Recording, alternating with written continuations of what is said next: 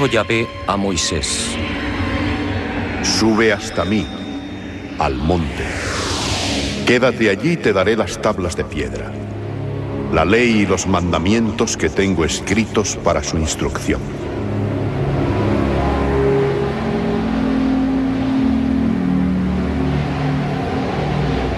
Y subió Moisés al monte, y la nube cubrió el monte.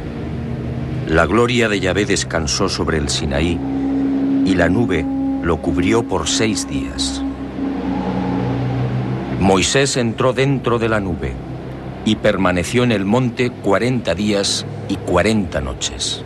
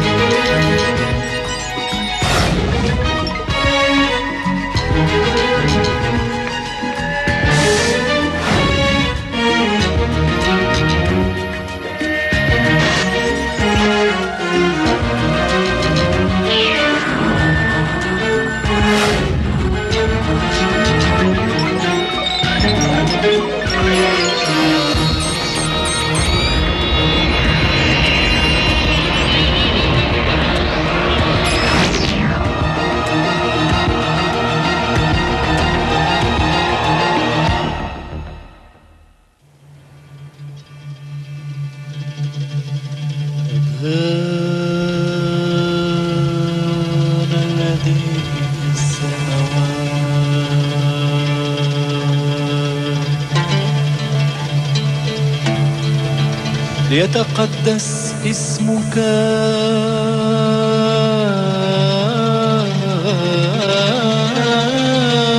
لتكن مشيئتك أبانا الذي في السماوات. Hace 3200 años aproximadamente, este gesto habría sido fatal. Al tocar el arca de la alianza, habría caído fulminado. Hoy quiero contarle una nueva historia. La historia del objeto sagrado más enigmático, codiciado y mortífero. Sígame. Venga conmigo al planeta encantado de los sueños. Y Yahvé habló a Moisés y le dijo: Harás un arca de madera de acacia de 2 codos y medio de largo, codo y medio de ancho y codo y medio de alto. La revestirás de oro puro, por dentro y por fuera la revestirás. Harás también varales de madera de acacia que revestirás de oro, y los pasarás por las anillas de los costados del arca para transportarla. Los varales deben quedar en las anillas del arca y no se sacarán de allí. Y en el arca pondrás el testimonio que yo te voy a dar. La península del Sinaí.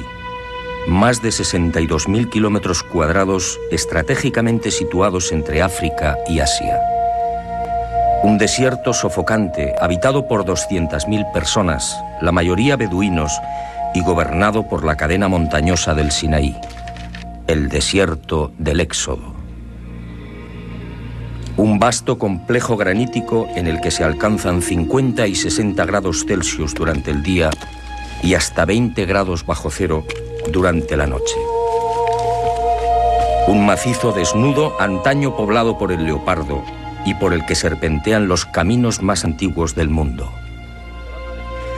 Aquí, en la llamada Montaña de Dios, en este lugar emblemático para judíos y cristianos, nace la historia del Arca de la Alianza. Un objeto cuya pista se ha perdido y que, sin embargo, continúa levantando polémica. Un objeto santo que llegaría a provocar más de 1 millón de muertos. Una historia repleta de dudas, leyendas y contradicciones. Sabemos muy poco de ella, pero lo que conocemos es tan fantástico como terrorífico. No pretendo desvelar su misterio. ¿Quién podría hacerlo? Me limitaré a contar lo más sobresaliente de aquella increíble aventura.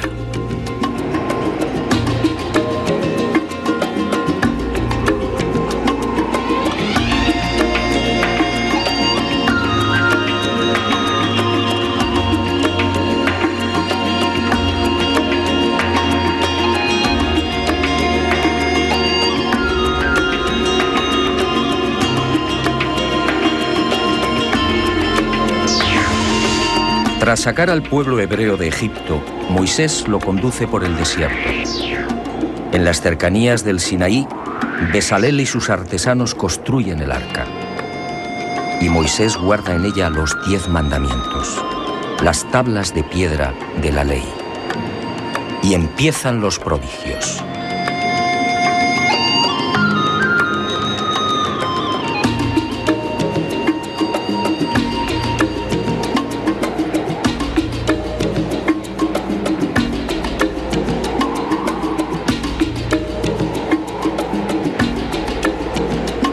Durante 40 años, los hebreos deambulan por las cañadas y los macizos de granito rojo de la gran península sinaítica. El arca permanece con ellos oculta bajo la tienda de la reunión. Una extraña y singular nube la cubre, y cuando esa nube se pone en movimiento, el pueblo levanta el campamento y la sigue. De día brillaba al sol, y de noche era roja como el fuego.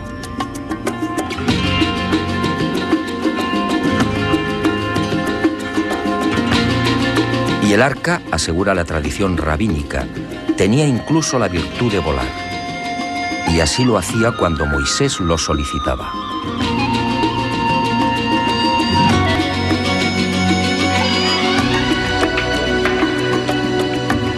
Tras 40 años en este desierto, Moisés prosigue su camino hacia el norte, alcanzando finalmente el monte Nebo, en la costa nororiental del Mar Muerto. Desde allí contempla la tierra prometida y al parecer muere. Contaba 120 años de edad. Hasta el día de hoy, nadie sabe dónde fue sepultado.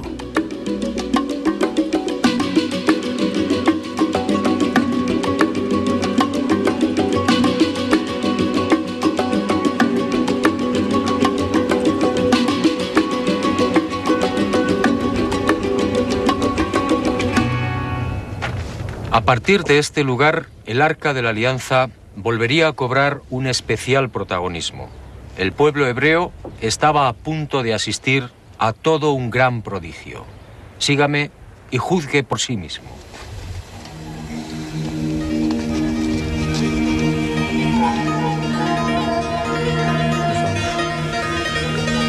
Josué, el nuevo caudillo, escuchó la voz de Yahvé y siguiendo sus órdenes condujo al pueblo hasta las orillas del Jordán. El arca fue alzada sobre los hombros de los sacerdotes y marchó a la cabeza de los hebreos. Y al tocar las aguas, el río se detuvo. Y dice el libro de Josué: las aguas que bajaban de arriba se detuvieron y formaron un solo bloque a gran distancia, mientras que las que bajaban hacia el mar de la sal se separaron por completo, y el pueblo pasó frente a Jericó. Los sacerdotes que llevaban el arca de la alianza de Yahvé se estuvieron a pie firme, en seco, en medio del Jordán, mientras que todo Israel pasaba en seco hasta que toda la gente acabó de pasar el Jordán. Y cuenta la Biblia que por delante del pueblo cruzaron unos 40.000 guerreros armados, dispuestos al combate y hacia la llanura de Jericó. Y me pregunto, ¿cuánto pudo durar el milagro? Según los especialistas, amén de esos 40.000 guerreros, el grueso de las 12 tribus de Israel podía oscilar entre 250.000 y 500.000 almas, sin contar rebaños, carros y animales en general. ¿Qué clase de artefacto era el arca?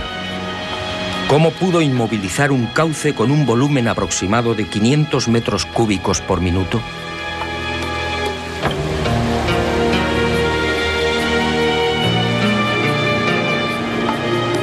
Algunos exégetas tratan de explicar el prodigio, afirmando que el corte de las aguas fue provocado por un seísmo que taponó el río con los bloques de marga existentes en la zona de Adam. El razonamiento no es convincente, ya que según el libro de Josué, las aguas volvieron a correr cuando el arca salió del cauce. Y con toda razón, al conocer la extraordinaria noticia, reyes y súbditos de la vieja Palestina se estremecieron. Y Yahvé consiguió un doble efecto: impresionar una vez más a su pueblo y minar la moral de los cananeos, los legítimos propietarios de una tierra que estaba a punto de ser expoliada.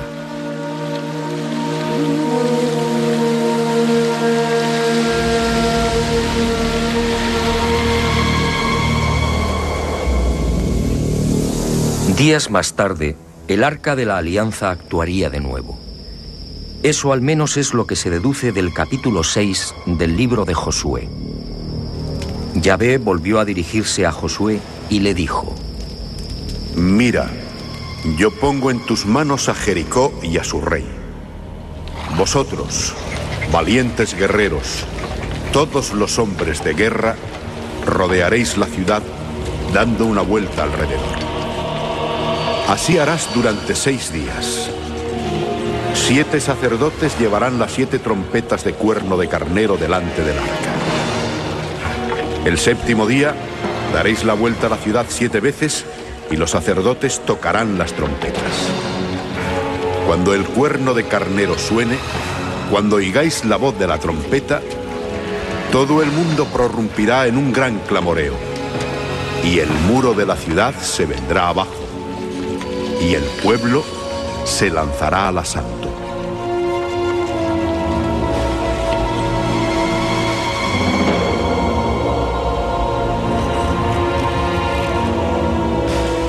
Y así fue.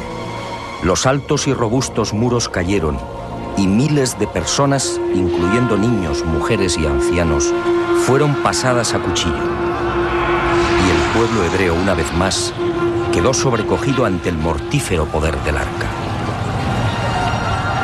Y durante algo más de un siglo, el Arca de la Alianza quedaría en el olvido.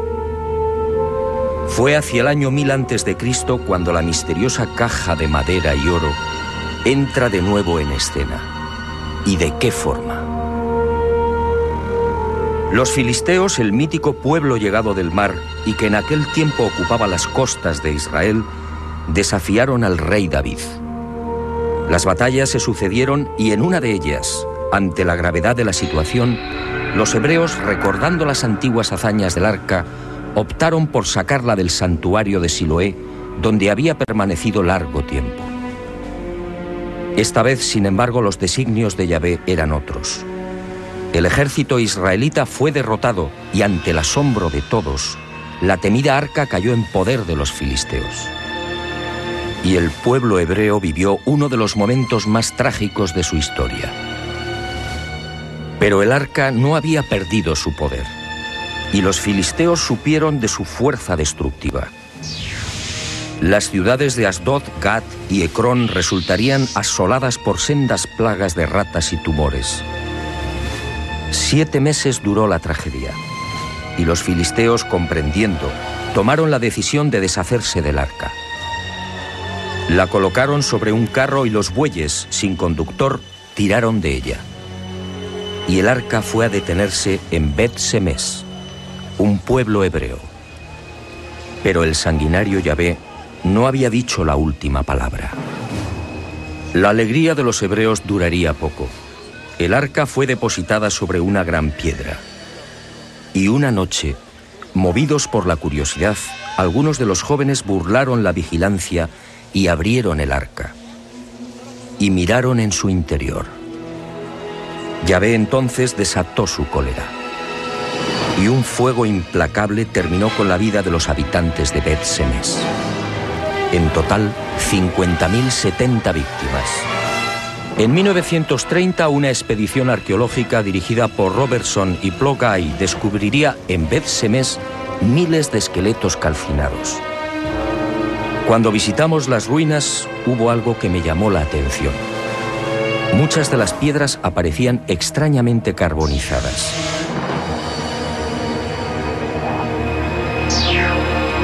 Los escasos supervivientes de Bet-Semes, al igual que sucediera con los filisteos, no consintieron que el arca siguiera en sus tierras. Y fue trasladada a las colinas de Kirjat Yarim, hasta que un día, hacia el año 928 a.C., el joven rey David decidió designar a Jerusalén como la capital de Judá. Y quiso que el Arca de la Alianza estuviera presente en la recién estrenada capital del reino. y las desgracias siguieron acompañando al arca. Esta vez ocurrió en el traslado desde las colinas de Kiriat Yarim. A un lado vigilante caminaba Usá, uno de los hebreos que la había guardado durante esos 20 años.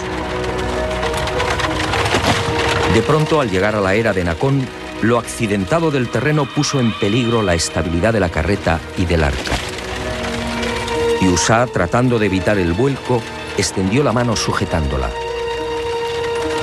El libro segundo de Samuel es contundente. Entonces la ira de Yahvé se encendió contra Usá. Allí mismo le hirió Dios por este atrevimiento, y murió allí junto al arca de Dios. No es difícil imaginar la irritación del rey David al ver caer al voluntarioso Usá. ¿Qué mal había hecho? Y David suspendió el traslado a Jerusalén.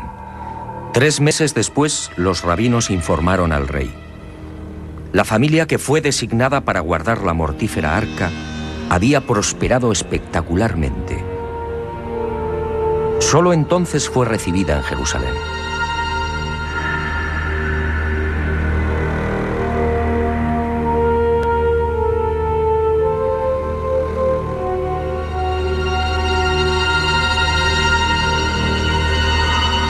Y ahí comienza la última y decisiva etapa del Arca de la Alianza, la más oscura y enigmática. A David le sucedió su segundo hijo, el no menos mítico Salomón. Corría el año 961 a.C. El arca seguía oculta bajo una tienda. Solo el sumo sacerdote podía llegar hasta ella, y una vez al año, y siempre envuelto en una nube de incienso. Y cuentan las crónicas que Salomón fue bendecido por el arca. Compuso 1000 cánticos y fue el autor de 3000 proverbios. Hablaba con los árboles, con los peces, con las aves y con las bestias. Y su poder sobre la naturaleza fue tal que el nombre de Salomón sería utilizado como talismán. Pero la sabiduría no fue la única bendición. Salomón ingresaba cada año 666 talentos de oro, es decir, algo más de 9 millones de dólares. Su flota y comercio se extendieron en todas direcciones, llegando incluso a las remotas tierras de la India y China. Y agradecido, construyó para el arca un lujoso y deslumbrante templo, el primer templo de Israel. Una vez terminado, Yahvé se apareció a Salomón haciéndole una clara y trascendental advertencia. Si seguía sus mandatos y preceptos, todo iría bien. Pero si él o sus hijos volvían el rostro hacia otros dioses, aquel templo sería destruido e Israel quedaría como escarnio de todos los pueblos.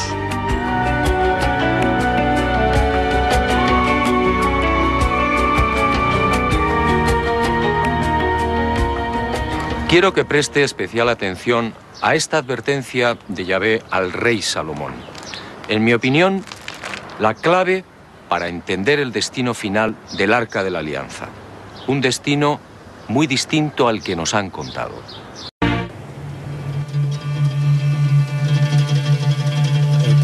Fue durante la construcción del templo cuando Salomón solicitó ayuda a los grandes mercaderes del mundo conocido. Tamrín fue uno de ellos, y acudió a la llamada del gran rey con un importante cargamento de zafiros, ébano e incienso. Tamrín contempló la obra de Salomón y quedó impresionado. Y al regresar, trasladó a su reina las singulares dotes y el poder que adornaban a Salomón. Esa reina era Maqueda, la bella etíope que gobernaba el reino de Saba.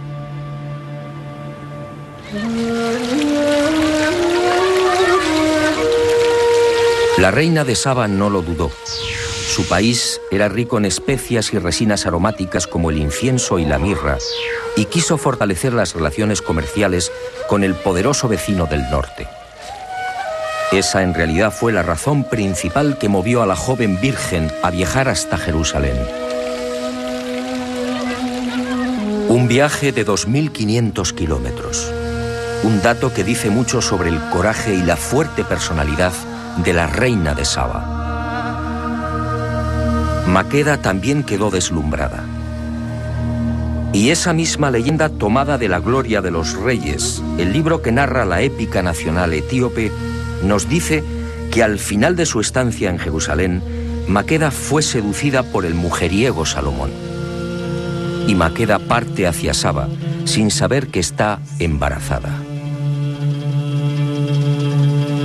Antes de abandonar Jerusalén, Salomón le hace entrega de un anillo y le dice: si tuvieras un hijo mío, envíamelo.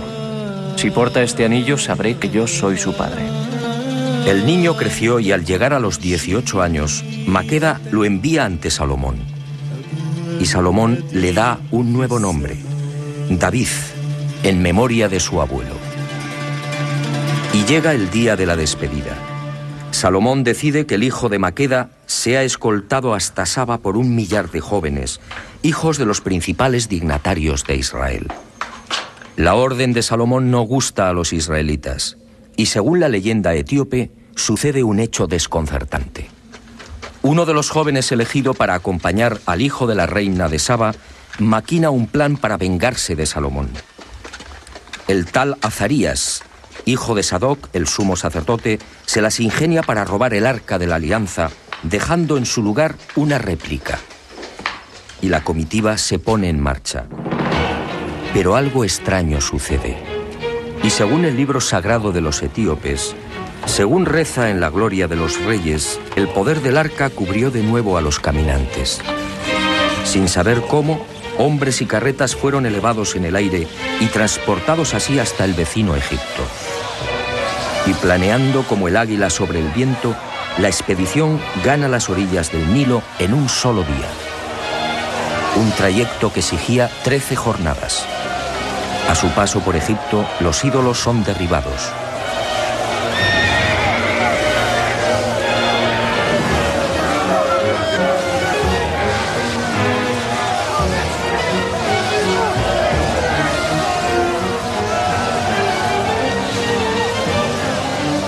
Finalmente, el poder del arca los deposita en el corazón del reino de Saba.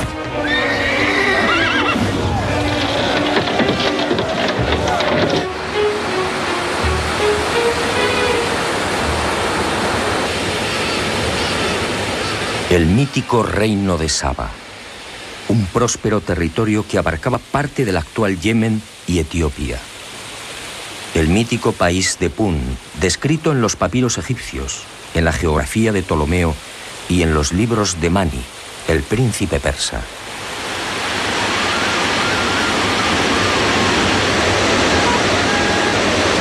El rico paraje del que partían el incienso, las especias, el oro rojo y las maderas sagradas. Es aquí donde la leyenda sitúa al rey Agabo, padre de Maqueda. El hombre que decapitó al dios serpiente Argüé, que controlaba y aterrorizaba a la región hace 3000 años.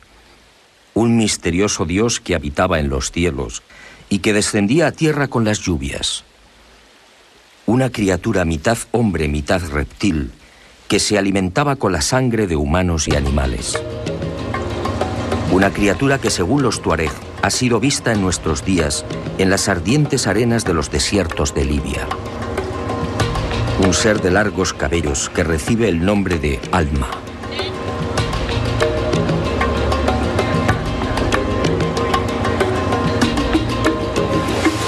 Los cristianos etíopes se aferran a la leyenda y aseguran que el arca, una vez en el reino de Saba, fue escondida en un viejo monasterio en la orilla oriental del lago Tana.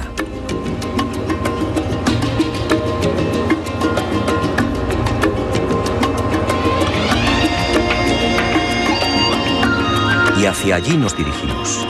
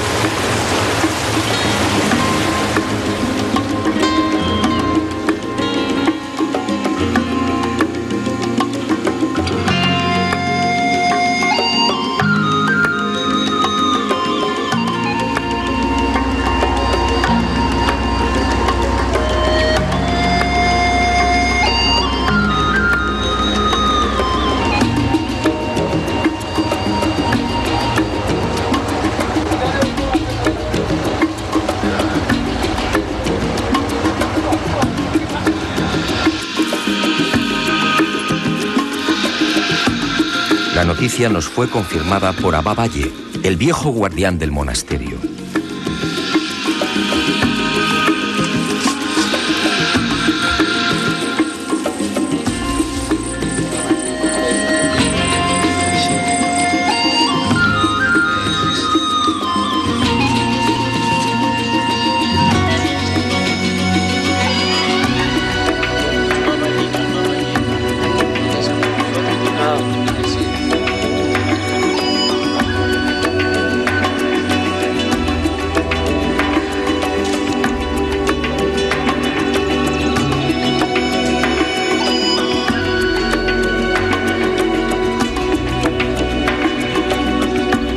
Y aquí permaneció durante 1100 años hasta que el rey Ezanas se convirtió al cristianismo en el 303 de nuestra era.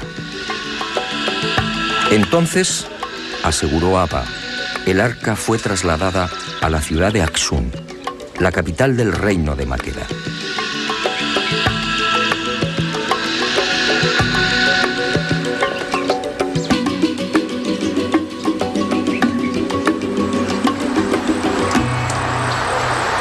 Hoy muy pocos dan crédito a la visión del arca volando sobre Israel y Egipto. Es casi seguro que se trata de una leyenda, una bella e imposible leyenda. Pero aquí en Etiopía, en el lago Tana, los cristianos consideran este tema todo un dogma, un asunto de fe. Sígame y juzgue por sí mismo.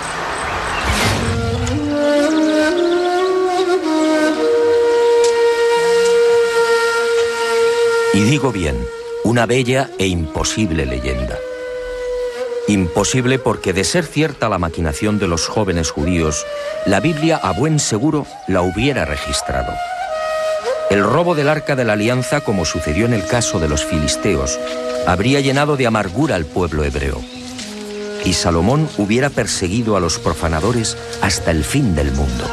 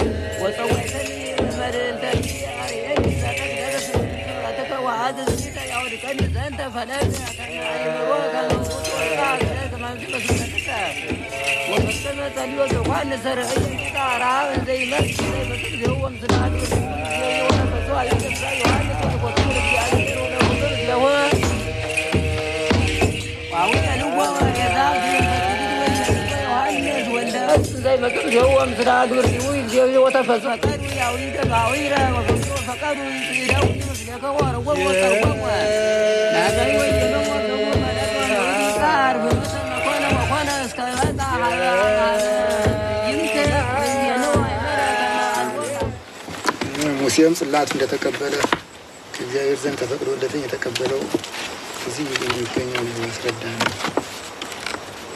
Servía por último. ይሄ ደግሞ ነገስት ባላም ይባላል።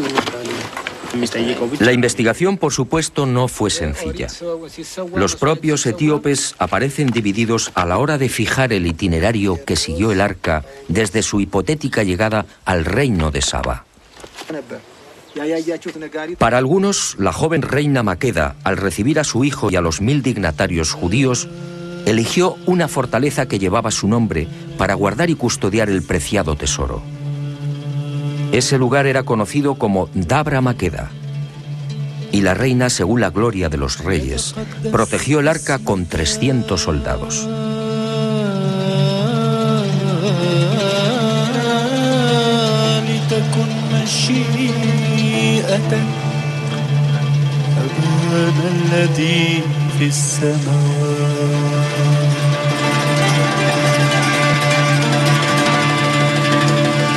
Pero existe incluso una tercera versión.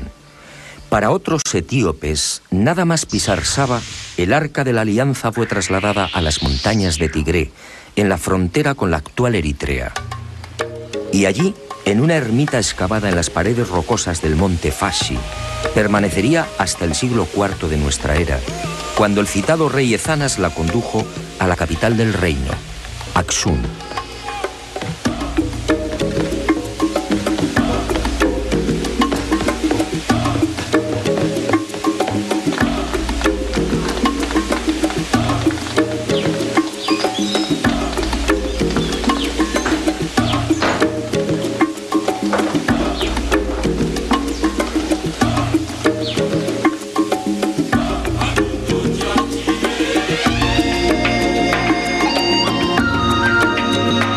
Según esta versión, en la región de Tigres sobrevivieron los descendientes de aquellos 1000 jóvenes israelitas que escoltaron el arca robada y al joven hijo de Maqueda.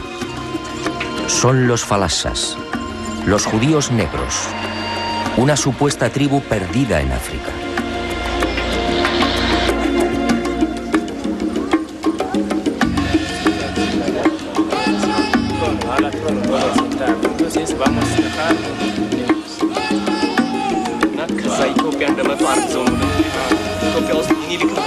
Unos etíopes que conservan buena parte del ritual y de los preceptos de Moisés. Unas gentes que se autodenominan Betá Israel, la casa de Israel.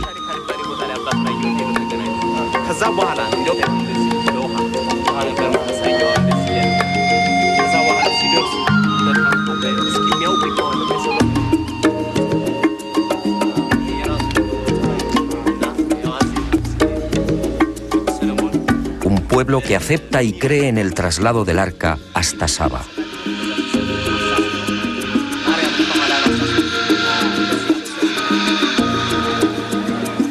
Y así nos lo confirmaron. Para ellos no hay la menor duda. El arca y las tablas están en Etiopía.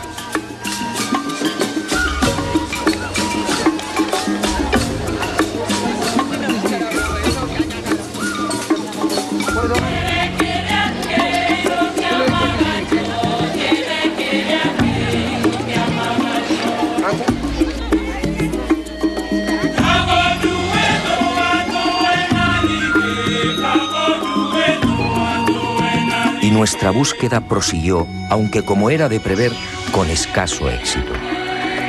En 1531 la supuesta arca cambia nuevamente de emplazamiento.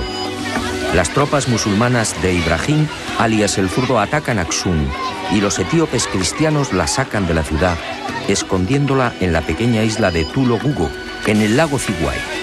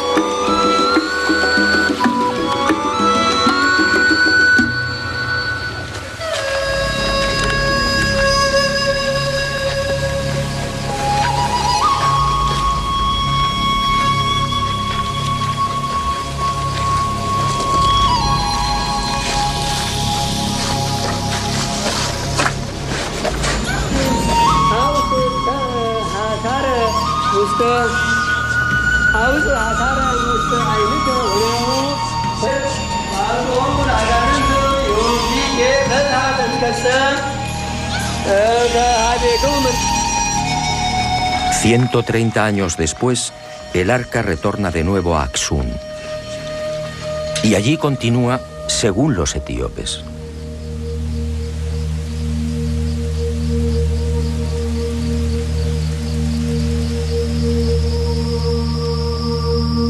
Fue inútil. En toda nuestra aventura por Etiopía no conseguimos una sola pista sólida y fiable. El arca, dicen, está aquí, pero nadie la ha visto. Todo son conjeturas. sospechas. Todo es fe. Una fe, eso sí, capaz de levantar iglesias como las de Lalibela.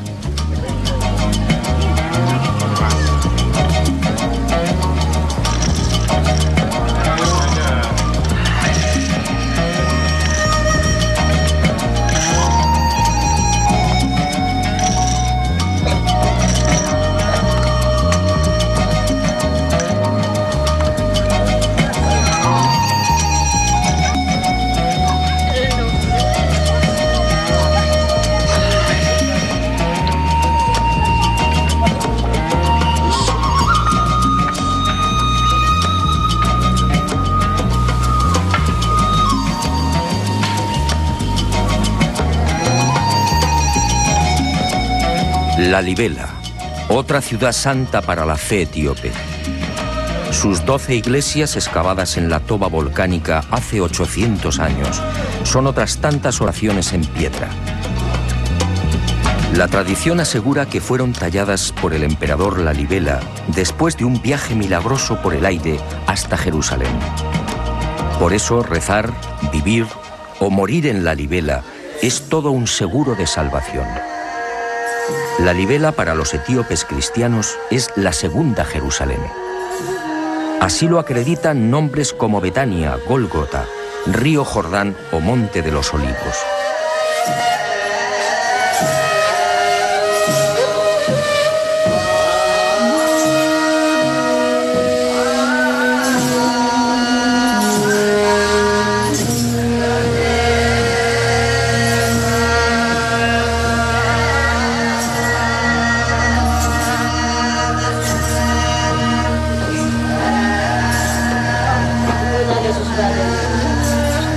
En un laberinto de pasadizos a 15 y 20 metros bajo la superficie, un ejército de monjes y ermitaños recita sin descanso el Viejo y Nuevo Testamentos, siempre en Ge'ez, la vieja lengua de Axum.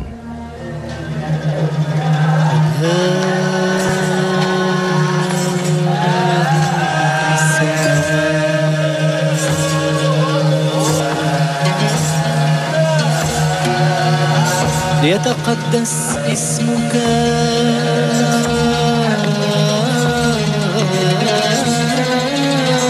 لتكن مشيئتك هذا الذي في السماء.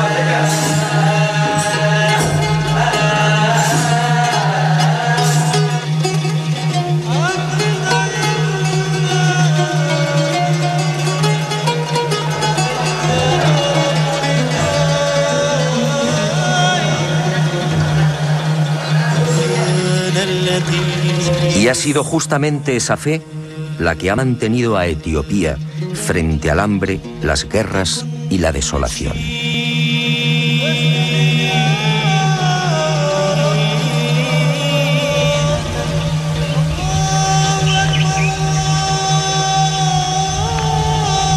Y al fin, Axum, la vieja capital del reino milenario.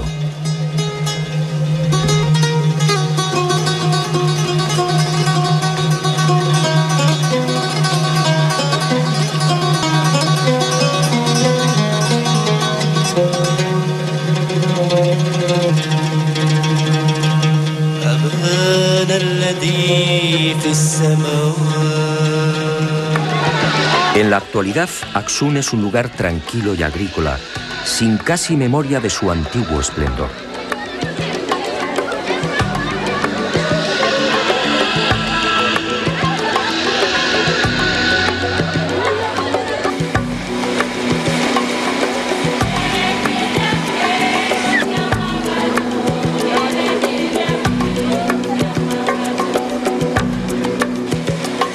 Sin embargo, el pensamiento y las miradas de 30 millones de etíopes que profesan el cristianismo, casi la mitad de la población, están puestos en una pequeña capilla de esta ciudad.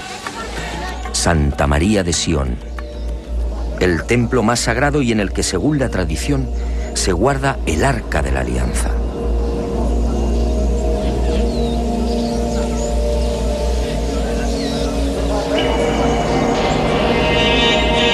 Un arca que nadie puede ver, Un arca custodiada día y noche por un monje, el abate Kelu, que no permite que se le fotografíe. Hablamos con el abá Mekonnen, custodio de los tesoros de Santa María de Sion, pero fue inútil.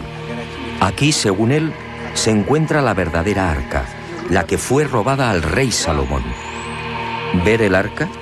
Negó con la cabeza y exclamó: Ni siquiera Haile Selassie, el emperador, pudo verla.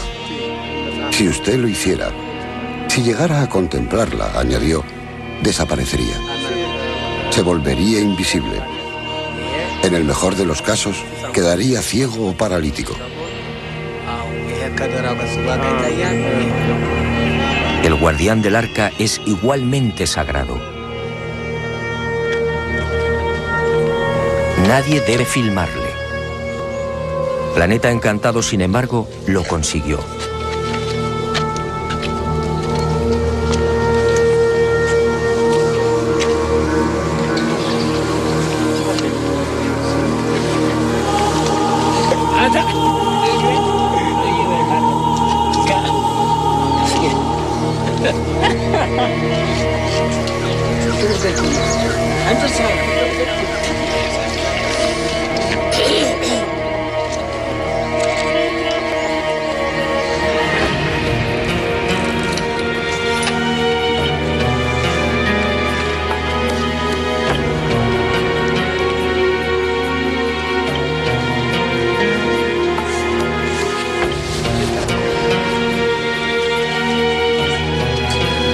Después de 3 días de paciente espera, nuestras cámaras lograron sorprenderlo junto a la reja que cierra el pequeño santuario.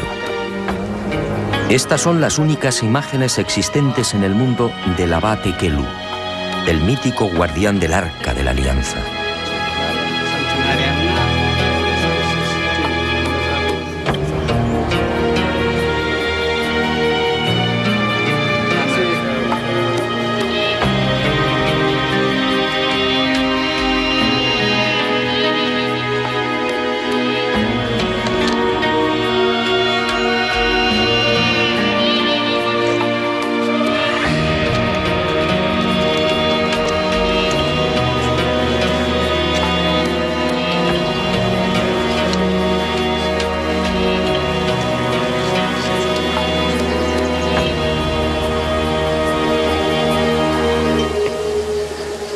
Es preciso ser sincero.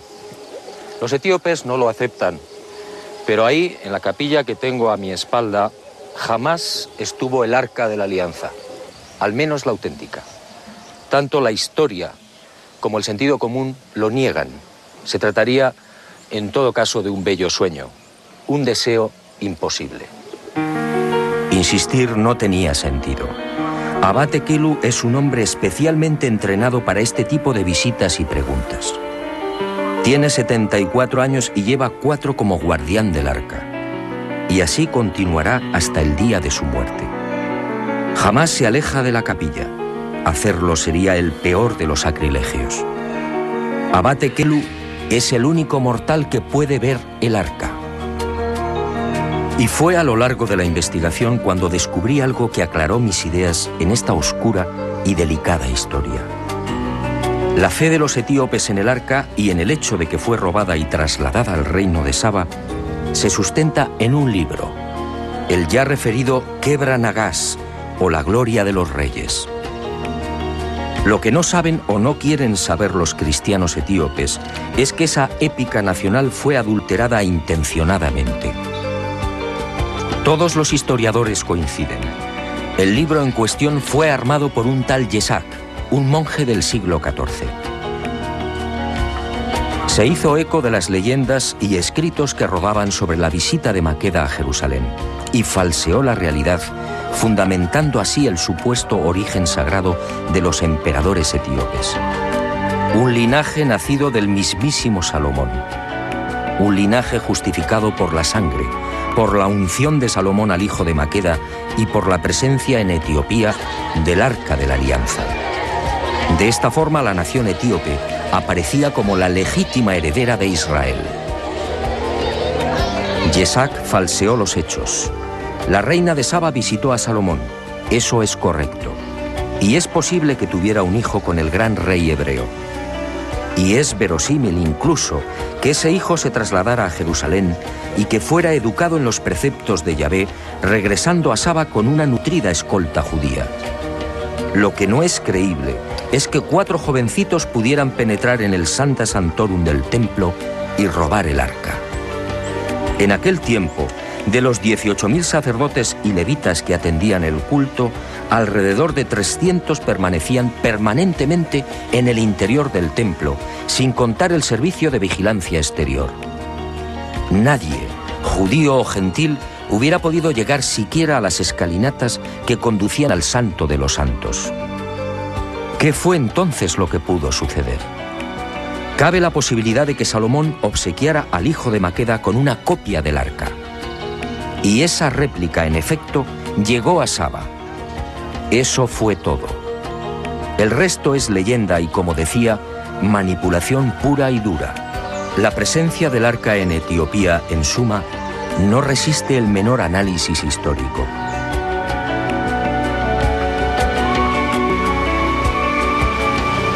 Pero el invento etíope termina de venirse abajo cuando la Biblia vuelve a mencionar el arca casi 400 años después de la muerte de Salomón. En el libro segundo de los Macabeos se rompe el largo silencio y el autor Jasón de Cirene explica cómo la sagrada caja de acacia y oro es puesta a salvo de la invasión persa por el profeta Jeremías. ¿Qué había ocurrido? ¿Qué fue de la terrorífica arca tras la muerte de Salomón en el año 922 a.C.?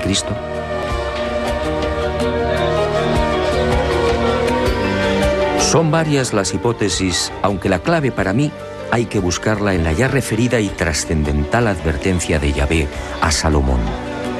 Si vosotros y vuestros hijos os volvéis de detrás de mí y no guardáis los mandamientos, yo arrancaré a Israel de la superficie de la tierra.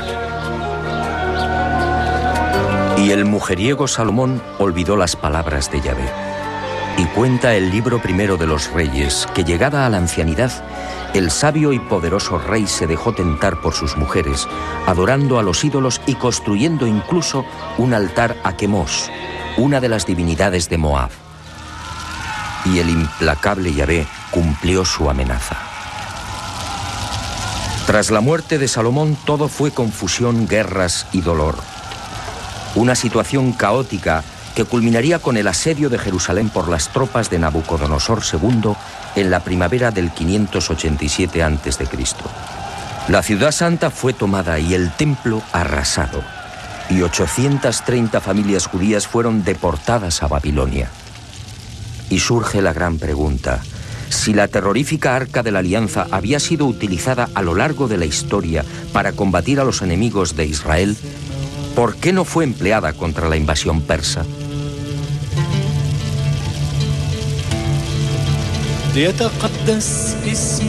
Solo cabe una respuesta. El arca no estaba en el Santo de los Santos. Alguien muy oportunamente se la había llevado.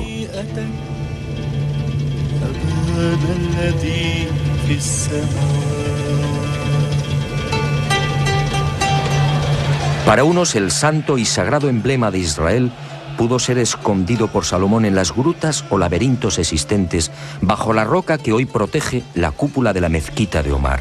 Para otros expertos, basándose en el mencionado libro segundo de los Macabeos, fue Jeremías quien, tras recibir una revelación divina, entra en el templo y conduce el arca hasta el monte Nebo, escondiéndola en una gruta y evitando así que cayera en manos de los persas.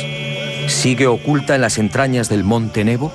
¿La devolvió Jeremías o sus sucesores a la ciudad de Jerusalén? Si fue así, ¿la ocultaron de nuevo bajo la gran roca? Esta es la tesis defendida hoy por buena parte de los sabios y rabinos judíos. Y esta justamente la razón más importante y secreta por la que Jerusalén jamás será devuelta a los palestinos. Y usted se preguntará con razón, ¿sigue el arca en este lugar después de 2500 años? Permítame que le lea un breve pasaje del libro de Ezequiel, capítulo 20, versículos 18 y 19. Dice así: La gloria de Yahvé salió de sobre el umbral de la casa y se posó sobre los querubines. Los querubines desplegaron sus alas y se elevaron del suelo ante mis ojos, y las ruedas con ellos. ¿No será, como dice el profeta Ezequiel, que la terrorífica arca fue sacada del templo por el propio Yahvé? ¿No será que la misteriosa caja de madera y oro abandonó la tierra hace 2500 años? ¿No será que el arca, como Yahvé, solo son un recuerdo al que se aferran las religiones y los fanáticos? ¿No será que el tiempo del sanguinario Yahvé ha pasado?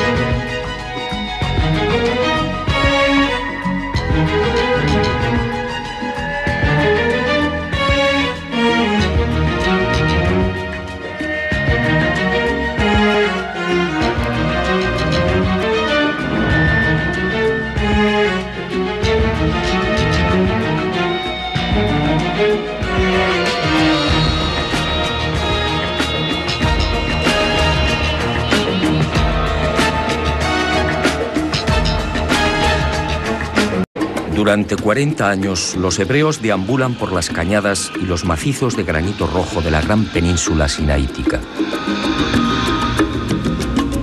El arca permanece con ellos, oculta bajo la tienda de la reunión. Una extraña y singular nube la cubre, y cuando esa nube se pone en movimiento, el pueblo levanta el campamento y la sigue. De día brillaba al sol, y de noche era roja como el fuego.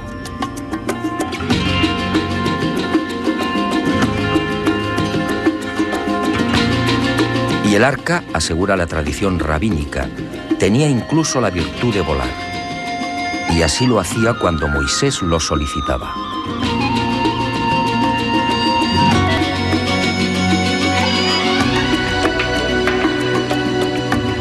Tras 40 años en este desierto, Moisés prosigue su camino hacia el norte, alcanzando finalmente el monte Nebo, en la costa nororiental del Mar Muerto. Desde allí contempla la tierra prometida y al parecer muere. Contaba 120 años de edad.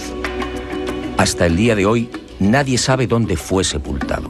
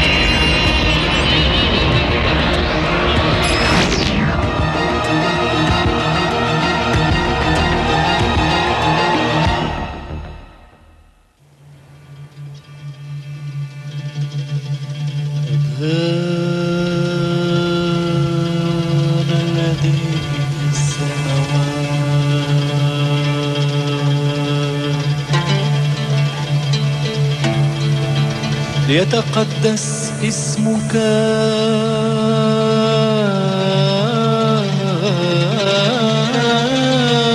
لتكن مشيئتك أبانا الذي في السماوات. Hace 3200 años aproximadamente, este gesto habría sido fatal. Al tocar el arca de la alianza, habría caído fulminado. Hoy quiero contarle una nueva historia. La historia del objeto sagrado más enigmático, codiciado y mortífero.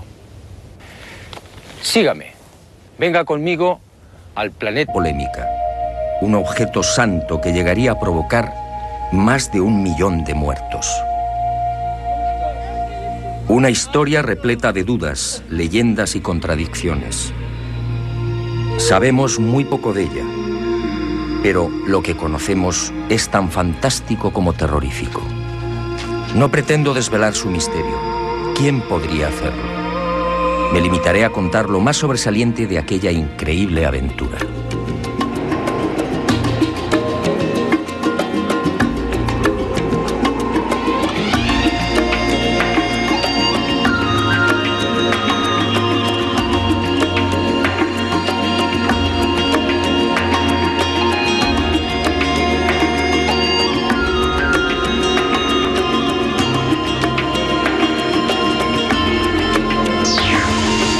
Tras sacar al pueblo hebreo de Egipto, Moisés lo conduce por el desierto. En las cercanías del Sinaí, Bezalel y sus artesanos construyen el arca. Y Moisés guarda en ella los 10 mandamientos, las tablas de piedra de la ley. Y empiezan los prodigios.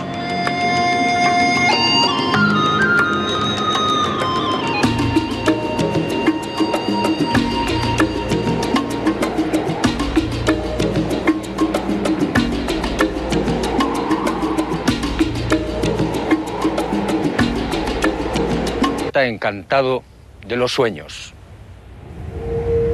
Y Yahvé habló a Moisés y le dijo: Harás un arca de madera de acacia de 2 codos y medio de largo, 1,5 codos de ancho y 1,5 codos de alto. La revestirás de oro puro, por dentro y por fuera la revestirás.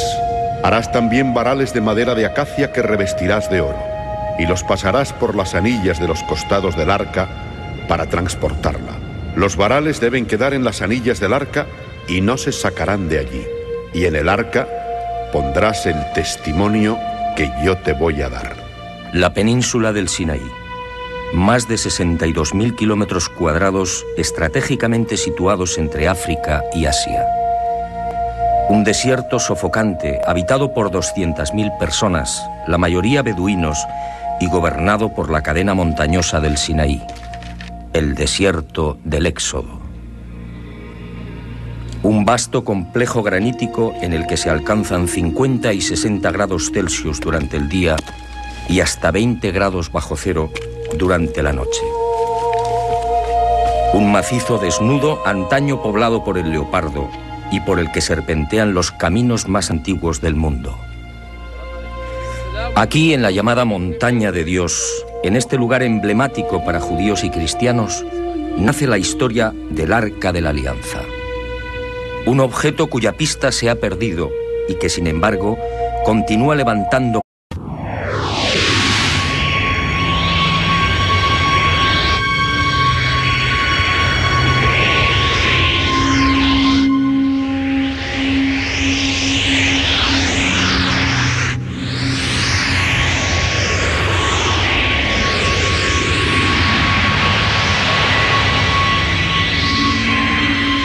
Dijo Yahvé a Moisés: Sube hasta mí, al monte. Quédate allí y te daré las tablas de piedra, la ley y los mandamientos que tengo escritos para su instrucción.